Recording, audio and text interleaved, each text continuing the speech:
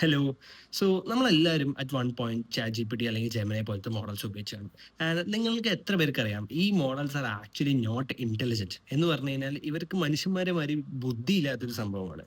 പക്ഷെ നിങ്ങളായിരിക്കും അതെങ്ങനെ ശരിയാവുക? ഞാൻ അതിനോട് പല കാര്യങ്ങൾ ചോദിക്കാറുണ്ട്. ഞാൻ അതിൻ്റെ എൻ്റെ ഇമോഷണൽ ബഡ്ഡിയായിട്ട് സംസാരിക്കാറുണ്ട്. നല്ല രീതിക്ക് റെസ്പോണ്ട് ചെയ്യാറുണ്ട് എന്ന് നിങ്ങൾ ആലോചിച്ചേക്കാം. പക്ഷേ അപ്പോൾ നിങ്ങൾ മനസ്സിലാക്കേണ്ട ഒരു കാര്യം എന്ന് പറഞ്ഞാൽ ഈ മോഡലുകളെ ശരിക്കും അല്ലെങ്കിൽ ഈ ChatGPT, ജെമിനിയുടെ ഒക്കെ അണ്ടർഹുഡിൽ ഇരിക്കുന്ന സാധനത്തിനെ വിളിക്കുന്നത് ലാർജ് ലാംഗ്വേജ് മോഡൽ എന്നാണ്.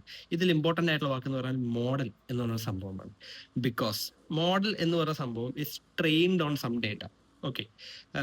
ഇപ്പൊ LLM-ന്റെ കാര്യം, ഈ ലാർജ് ലാംഗ്വേജ് മോഡൽ നമുക്ക് ഷോർട്ട് ആയിട്ട് LLM എന്ന് വിളിക്കാം. ഈ LLM-ന്റെ കാര്യം പറയുമ്പോൾ അവർ വർക്ക് ചെയ്യുന്നത് പ്രോബബിലിറ്റി എന്ന് പറയുന്ന ഒരു കോൺസെപ്റ്റ് ബേസ്ഡ് ആണ്. നിങ്ങൾ എല്ലാവരും മാത്സിൽ പ്രോബബിലിറ്റി എന്താണെന്ന് പഠിച്ചു കാണും.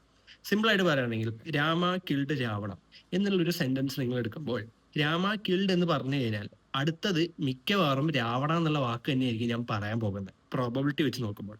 ആൻഡ് ഈ കൺസെപ്റ്റിലാണ് നമ്മുടെ ഫുൾ LLM, എല്ലാ ChatGPT ഒക്കെ ട്രെയിൻ അയക്കുന്നത്. കാരണം നമുക്ക് ഏകദേശം എല്ലാ ഭാഷയിലും എല്ലാ കാര്യങ്ങളും ഇങ്ങനെ പ്യുവർ പ്രോബബിലിറ്റി വെച്ച് പ്രെഡിക്റ്റ് ചെയ്ത് പറയാൻ പറ്റും. ഇപ്പൊ നിങ്ങൾക്ക് കേൾക്കുമ്പോൾ കണ്ണൂർ സ്ലാങ് കേട്ടാൽ കണ്ണൂരാന്ന് മനസ്സിലാവും.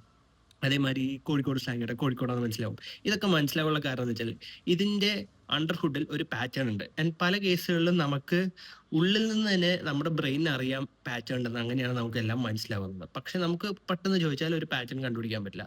അതുമാതിരി ലോകത്തെ എല്ലാ ഭാഷകളിലും ഉള്ള പാറ്റേൺ ഉപയോഗിച്ച് മോഡൽ ചെയ്തെടുക്കുന്നതാണ് ഈ ChatGPT, ജെമിനി പോലത്തെ സാധനങ്ങൾ. അപ്പോൾ ഇതിന്റെ പ്രധാന പ്രശ്നം എന്ന് പറഞ്ഞാൽ ഇത് വർക്ക് ചെയ്യുന്നത് ഓൾറെഡി പറഞ്ഞു വെച്ചത്, ഓൾറെഡി ചെയ്തു വെച്ച കാര്യങ്ങളെ പോലെ പുതിയ കാര്യങ്ങൾ സൃഷ്ടിക്കുക എന്നുള്ളതാണ്.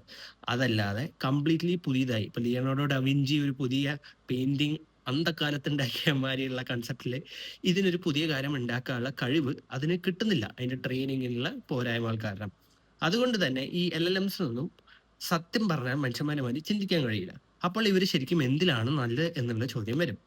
അവിടെയാണ് നിങ്ങൾ മനസ്സിലാക്കേണ്ടത് ഈ LLMs ഒക്കെ ഫണ്ടമെന്റലി ഗുഡ് ആവുന്നത് ഇൻസ്ട്രക്ഷൻ ഫോളോ ചെയ്യാനാണ്. എന്നാൽ നേരത്തെ പറഞ്ഞ സ്റ്റെപ്പ് ബൈ സ്റ്റെപ്പ് ഇൻസ്ട്രക്ഷൻസ് നിങ്ങൾ അതിന് കൊടുത്തു കഴിഞ്ഞാൽ അത് വളരെ ഗംഭീരമായി ഇത് ഫോളോ ചെയ്യും. ഇവിടെ നിന്നാണ് LLM നിങ്ങളുടെ ജോലികളിൽ നിന്ന് എങ്ങനെ ഒരു പ്രശ്നമായി മാറും എന്ന് മനസ്സിലാകുന്നത്. കാരണം പലവരും ചെയ്യുന്ന ജോലി എന്ന് പറഞ്ഞാൽ സ്റ്റെപ്പ് ബൈ സ്റ്റെപ്പ് ആയിട്ടുള്ള ഇൻസ്ട്രക്ഷൻസ് ഫോളോ ചെയ്യാനാണ്. പല ജോലികളും അങ്ങനെ ആയതുകൊണ്ട് തന്നെ അവിടെ നമുക്ക് കുറേ ഇൻസ്ട്രക്ഷൻസ്, കുറേ ജോലികൾ ചെയ്യാൻ പറ്റുന്ന കുറേ LLM-കളെ നമ്മൾ പ്രോപ്പറായിട്ട് ട്രെയിൻ ചെയ്ത് വെച്ച് കഴിഞ്ഞാൽ അങ്ങനെ കുറേ LLMs കൂടി അതിന് ഒരു മനുഷ്യന്റെ അല്ലെങ്കിൽ പല മനുഷ്യന്മാരുടെ ജോലി ചെയ്യാനുള്ള കഴിവ് കിട്ടും.